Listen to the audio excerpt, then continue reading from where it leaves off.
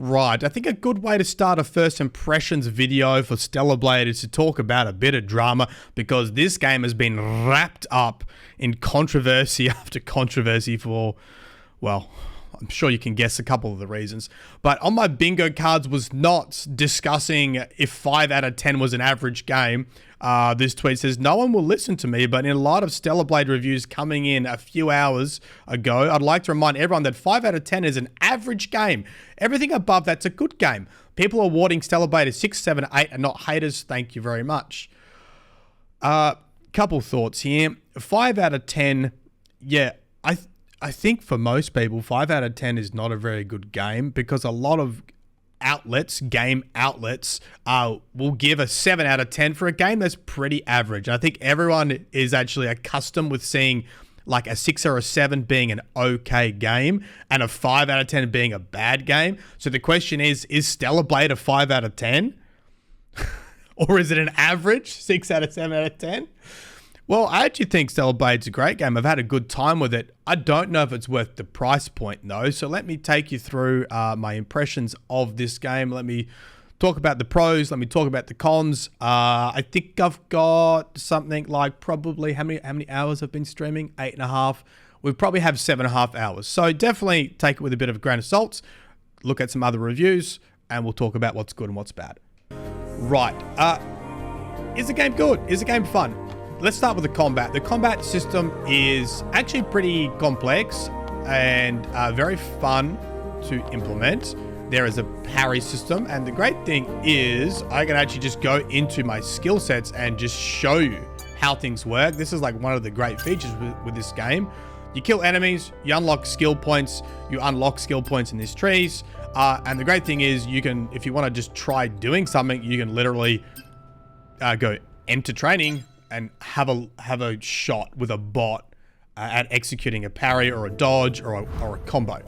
And depending on what you click on, this will tell you what you need to do. Top right hand corner is a very basic combo. This is just triangle, triangle, triangle, right? And you can see if you pull it off.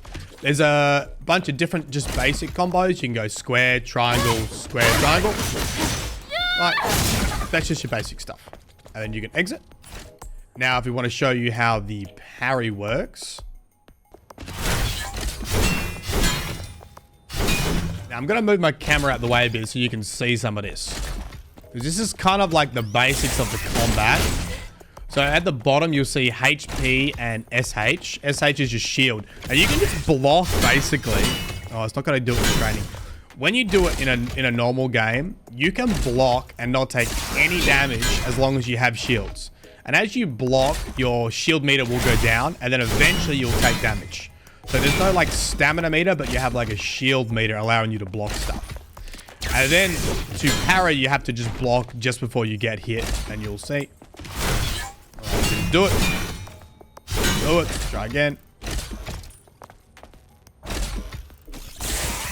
Right.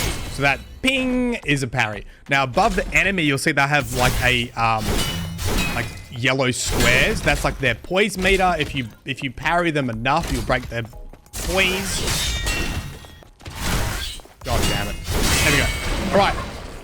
Break it down, and then you do like an execution, right? So that's one of the mechanics, is you break their poise down by parrying, and then you can do massive damage. Really, really handy for bosses. The other main thing that you have is the bottom right-hand corner. You build up your like weapon skills, and you can unleash like special moves. So this will be L1 and square. Does that kind of move. And to get it back up, you got to do damage, or you got to parry. Right, then you build up your weapon skills back up again. There are 4 weapon skills that you can not choose from. You actually you don't get more than 4 weapon skills that I know of yet. These are your weapon skills here. The other thing is enemies can have shields on them, and once you break down their shield meter with certain moves, then they take more damage. On top of the parry system, there's also like a dodge system, depending on what color the attack is. So if it's a blue attack, your sword will shine blue, and you press like forward and circle, do like a quick teleport and get behind you. So that's like one of the things you're juggling. So you're juggling like blocking, you're juggling parrying, and you're juggling if there's a blue attack, to like dodge behind them. It makes you feel like an absolute badass when you do this stuff. You get really epic combat scenes. Very fun. There's also a purple attack move, which involves something a little bit different. So purple, you press backwards in circle, and it exposes a weak spot, and then you can shoot the weak spot for big damage.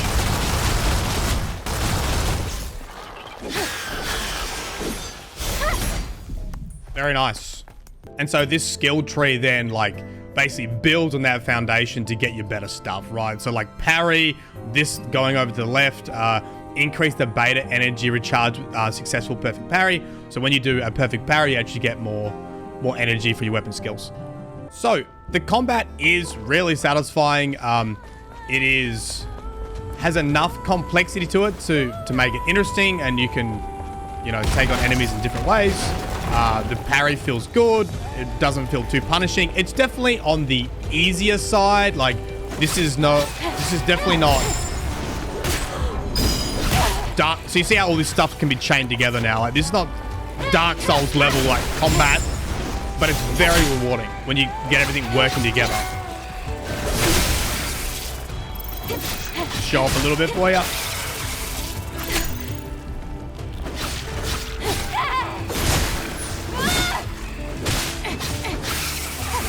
And then of course you have like consumables. You have health that you use for consumables. You have like I guess throwables, but they're not really throwables. I'll show you like the shock grenade. It like throws it at your feet to like put enemies in the back. So it's still very close quarters. The game looks really good. Not just for that reason, but environmentally the game looks very, very nice. The music at first is an absolute banger. However, you will slowly go insane with the music. It is good, but it's on loop depending on the area that you're in, and it does slowly drive you a little bit insane. It does have different music for boss fights, and the boss fights are also really good. It feels like you're playing Doom when you're doing a boss fight. Parry!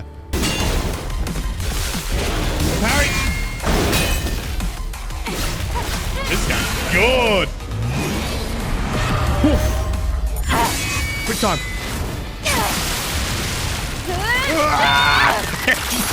Disgusting. Oh my god. It's like if Doom had a daughter. Quite a nice juxtaposition to go from like a very pretty character to like just cutting things in half. Of course, there are like upgrades. You upgrade your attack power. You upgrade how many like health pots you have, like you start with. And it's similar to a lot of games you've probably played where you have this campfire that you go to. You can rest at it. It gives you your like rechargeable health pots. It gives you, it takes consumables out of like your stockpile. So for example, you can only hold like 2 grenades, so like available 2. But I've got 16 in storage, so I get 2 each time. So I can't just spam grenades the whole time. You rest, you get your health back, you get your consumables back, you get your health pots back, but all the enemies come back too. You can farm enemies to upgrade your skill sets and get more stuff, right? You also want to explore a little bit. It's not super open world. It describes itself as an action adventure, but there's a little bit of open worldness to it where it wants you to go off the track a little bit to find different bits and pieces, and that will allow you to upgrade your gear, right? You can also pick up side quests. The side quests, like, it actually just tells you exactly where you need to go, which I'm fine with. But it's not like a open world game where you'll have to talk to XYZ and then like just work it out for yourself. From what I've seen so far, like it just kind of tells you exactly where to go. And you want to explore to get like materials to upgrade your suit. So you have like suit upgrades, different outfits that you collect. And then I guess some building stuff here, like increases melee attack power by 17.5% for 10 seconds upon successful execution. So you collect this stuff out in the wild too. You can upgrade your drone, which is your gun, and you have different bullet types like missiles and normal slugs and blaster rails. And then these are like gear slots that you collect as well. So you can start looking at what you might need for a build. And if you're getting beaten by a certain boss or a certain area, so this is like melee protection, or this is combo and enhancement, so your combo attacks do plus 14%. Or you might want more shields, or you might want to take out shields faster, etc. Overall, I've had actually a really good time with it. Is there anything that I don't really like about this game? Yeah, there's a couple of lackluster parts. I think the story's pretty basic from what I've seen so far, but once again, I've only played like 7 hours or so, 7-8 hours. The music on loop does drive you insane after a little bit, which I mentioned before. I think the story's going to increase in complexity. It's starting to ramp up a little bit now, and it seems like a very obvious plot twist is coming, but haven't got there yet. That being said, the aesthetic of this world is really, really nice. When you get to certain areas, it has like a very cyberpunk kind of feel to it. If you have a look at like some of these characters as you go through, like the character design is, I know there's been a lot of controversy about the ladies, but there are some really cool characters in here. Look at that dude. Very cyberpunkish. Look at this chick. That's a side quest. I quite like it a lot. Other things I didn't quite like, the voice acting. Man, it seems very expressionless. Hold on, straight out. We got it. The hypercell. This is going to do a lot of good. Eve, thank you. Okay. Then, can you tell me where the Alpha Natiba is? Of course. It isn't far. A little bit monotone. I haven't really bonded with any of the characters. Do you think that would be easy? And the side quests seem a little bit basic. They seem more about like collecting story stuff with the side quests. Overall, someone in chat said it's like a really good PS2, PS3 game with like an increase in graphics. And it does kind of remind me like that, and not in a bad way. Kind of when games were good. Like, just kind of a good game. Good combat. It's okay story. Bunch of stuff to collect, bunch of stuff to upgrade. Now, do I think it's worth $120 Australian? I don't think so. I think this would be a really good steal if it was on special. That being said, I haven't finished playing it yet, so I think you need to watch a review of someone who's played a bunch of hours and completed it and see how much more there is to do. If there's an end game and all that kind of stuff. But in general, I sort of shy away from games at $120 unless they're like a game of the year. You know, I think about what games I would be happy to pay $120 for, and it's something like probably Elden Ring, which I think would be like, you know, a game of the year, right? I don't really want $120 to be the standard for the price of games. That's all I got.